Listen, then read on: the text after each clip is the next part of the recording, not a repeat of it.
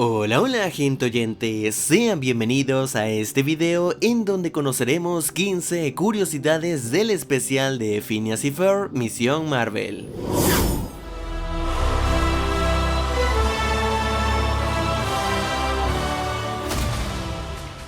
Como sabrán, en el 2009 Disney decidió comprar Marvel Entertainment, lo cual hizo posible que años después Disney XD pudiera transmitir las series animadas del universo Marvel. Y en el 2013 se crearía este crossover, en donde los héroes de Marvel se unirían a los hermanos con el verano más largo.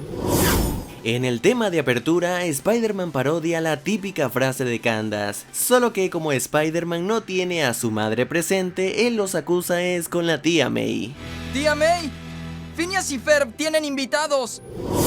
Durante el comienzo del episodio vemos a los personajes surfeando en el espacio, muy al estilo de Silver Surfer, personaje que dentro del mundo del cine lo pudimos ver en la secuela de Los Cuatro Fantásticos del 2007.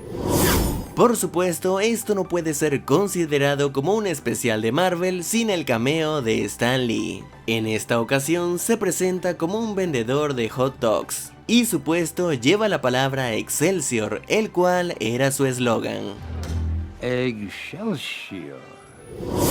En este episodio, Duff construye un drenainador de poderes, que al caer accidentalmente en los superhéroes les quita sus habilidades. Sin embargo, es un poco confuso, porque Iron Man realmente no tiene poderes, pero de alguna manera el rayo le deshabilita el traje. Por otro lado, la fuerza de Hulk se pierde, pero aún así su transformación permanece, entonces no se sabe exactamente cómo funciona.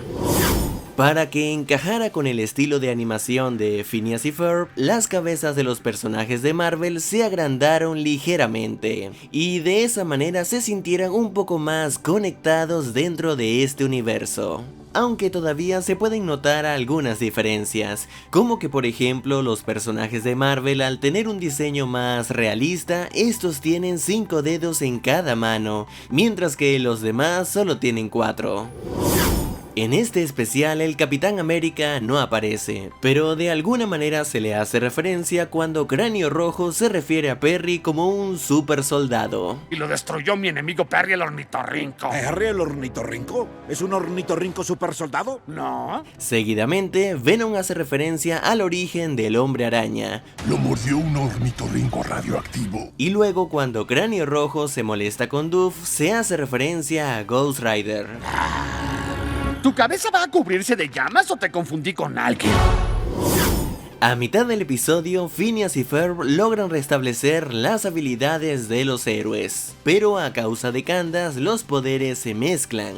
Thor tiene la habilidad del Hombre Araña, el Hombre Araña la fuerza de Hulk, el Gigante Verde tiene los poderes de Iron Man, y Iron Man se suponía que tendría las habilidades de Thor, por lo que podría recuperar el martillo. Sin embargo, cuando los ejecutivos de Marvel escucharon esto, les explicaron a los creadores de Phineas y Ferb que manejar el Mjolnir no se trata de poder, sino de dignidad, y esta explicación la decidieron poner dentro del episodio. Vamos, bebé, ven con papá. No funciona así. ¿De qué hablas? Tengo tus poderes. Empuñar a Mjolnir se trata de méritos, no de poder. En una escena, Thor compara a Iron Man con un tipo de criaturas de Asgard. Ya te dije que no se trata de poder, sino de méritos. Ay, es como hablar con un Big Snipe.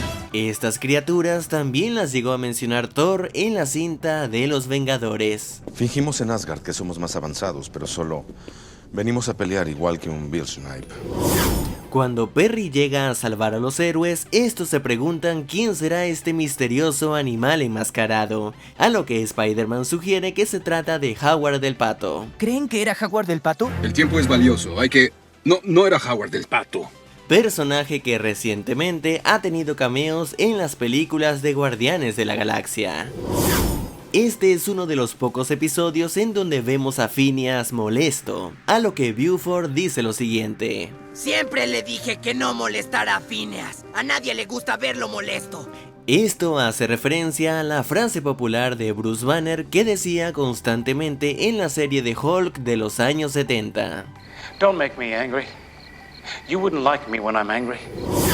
Cuando Iron Man está cayendo y sin poder usar su traje, Val-Jit convertido en Hulk lo rescata, referenciando lo que ocurrió justamente al final de Los Vengadores.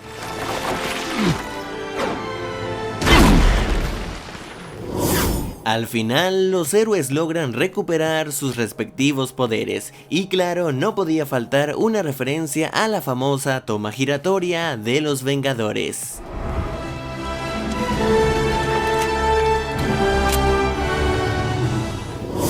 Para que tengan una idea de lo complicada que fue la acción de este episodio, los creadores tuitearon unas fotos en donde muestran que el guión gráfico de los últimos 11 minutos contó con más de 1800 páginas. Muy al estilo de Marvel, el especial también cuenta con una escena durante los créditos, en donde Perry dejó su traje en el basurero. Una referencia directa al cómic número 50 de Amazing Spider-Man.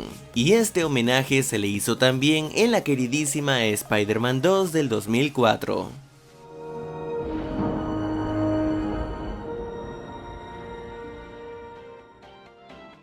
Si el video te ha gustado, házmelo saber dándole manito arriba y compartiéndolo con tus amigos. Y antes de irme le envío un gran saludo a Adolfo, Alejandra Ayala, Eduardo y Agente Steel.